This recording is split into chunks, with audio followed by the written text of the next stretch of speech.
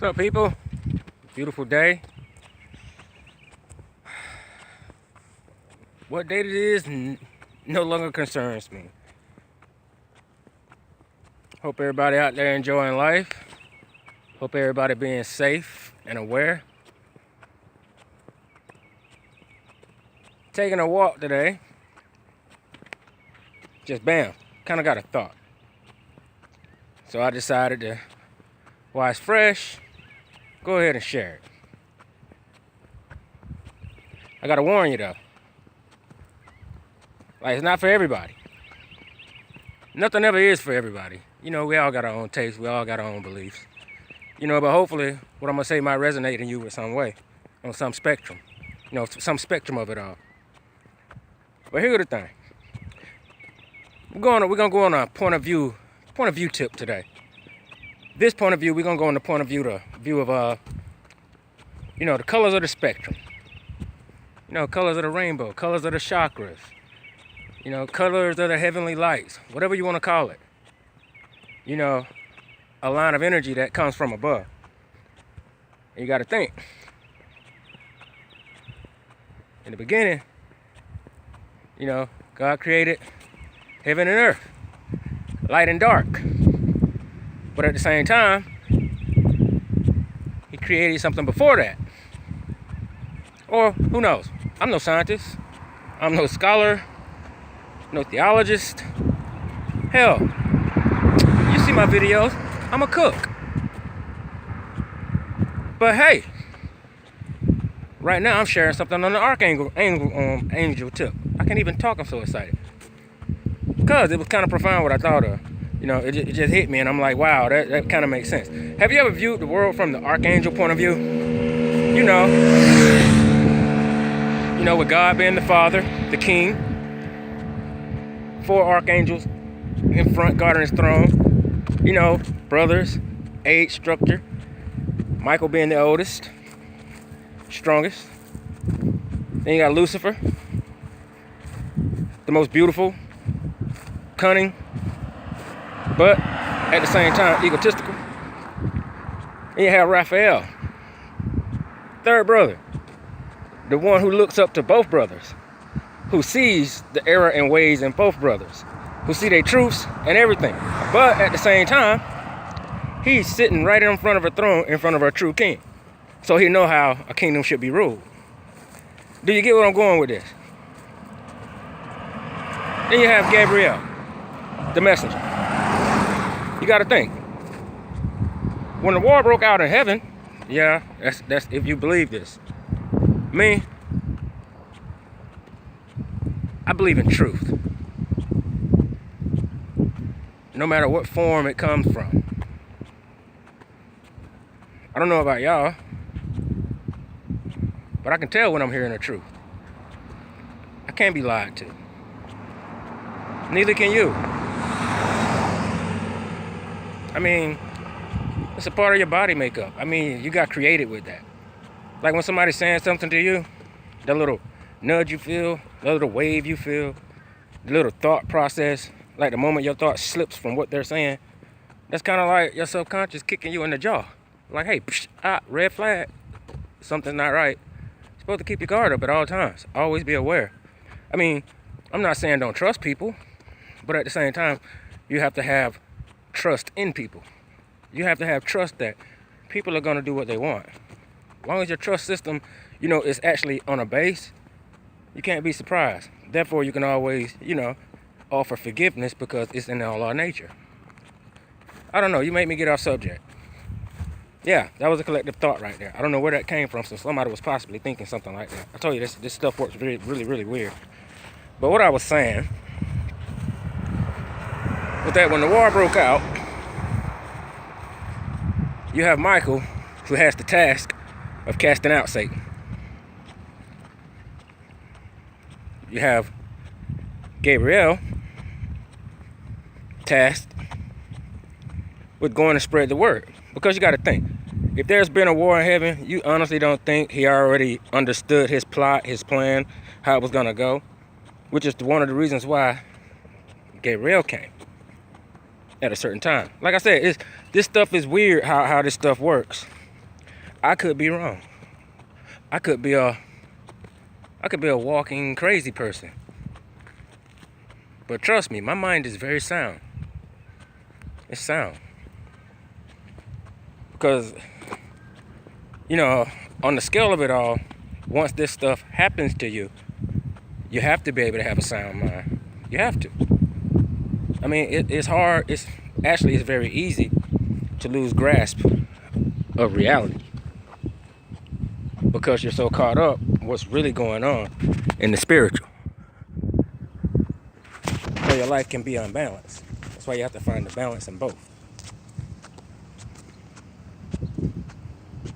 My life's even unbalanced a little.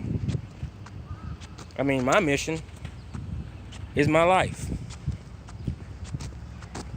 I don't know about you guys, but I don't die in North Carolina.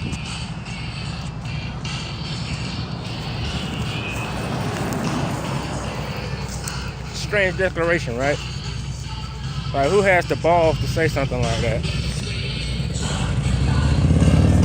It's not because I got balls. Because I got faith in what I got shown. You know, you guys out there have had your prophetic dreams, not just prophetic dreams, your personal prophetic dreams.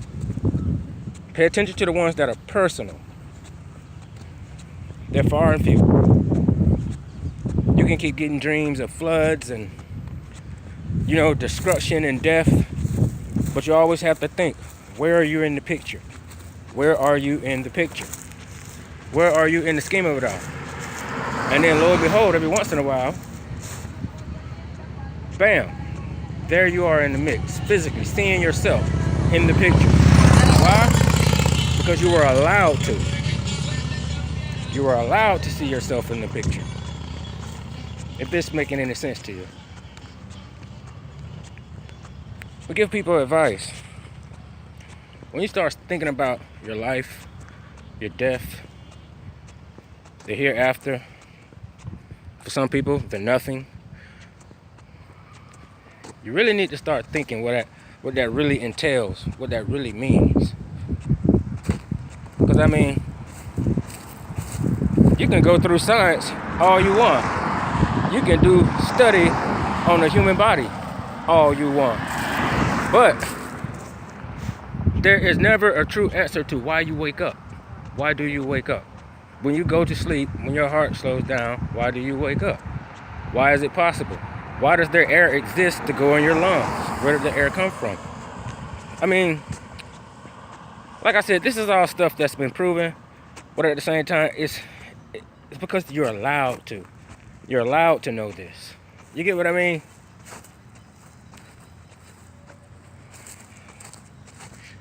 I can see right now, from the anguish that I feel in my heart, making this video, how hard it's going to be to actually get across to people, to the true spectrum of their lives.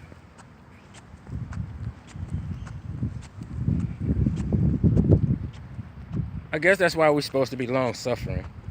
You know, humble, even though, hey, I get mad sometimes. See, my problem is,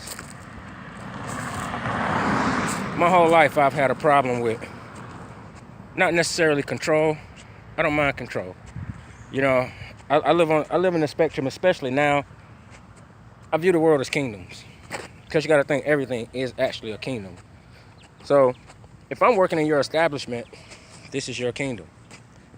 Depending on the actual position that you have me in, that's the role that I'm going to play, because this is your kingdom. If I want to stay in your kingdom and possibly prosper, I have to follow your guidelines. These are worldly rules. Some you have to follow. I mean, by following these simple rules, like basic rules, I mean, you can gain abundance. As long as you're humble about it and appreciate the aspect that you actually have it, you can actually have decent lives no matter where you work. You can be happy. But ego. We all, like, have you ever been, it's kind of like this. view your surroundings and view people in your lives as, view yourself as flying a plane. Your universe is your plane. No one should fly alone. So, you talk to people, you meet people, you share information, you try to get on the same wavelength. So that way, you know, if something's going down with your plane, you have someone to actually talk to help you stabilize.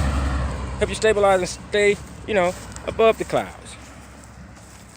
But if you have people in your life that are, you know, great flyers, they seem, but they neglect to keep constantly watching the controls while you're flying, what do you think is going to happen? Now imagine flying through life with people surrounding you that if you take your hands off the wheel and yawn, they'll crash the plane.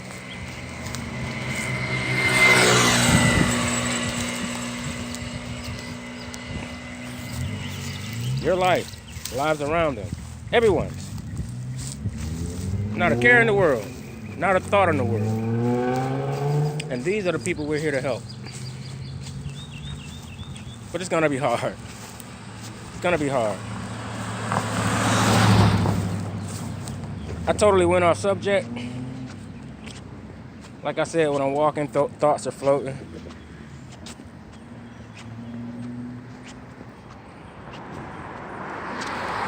Tell you what, I'll upload this because you never know. Maybe something I said will resonate with someone and they'll get it. Because like I said, when I'm saying it, I don't know. It's not like I'm actually sitting here writing this stuff out. I'm actually just talking, and it's hard to explain it. It's hard. It's very, very hard to explain it. I guess that's how good comedians feel. You know, I'm pretty sure you got a lot of comedians, like when they go to their shows, you know, they don't write their jokes. They don't write down what they're gonna say. They don't do anything like that. They just get up there and it flows. You know? And I'm pretty sure. But I'm also pretty sure that it's that for them, they probably at least have someone out there recording it. So that way, after it's over, no, they can write it down. I mean, it's their material. If that makes sense to anybody.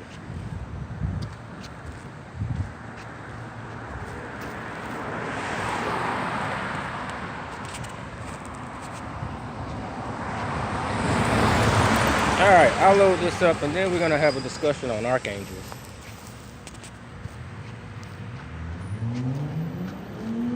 Keep an open mind.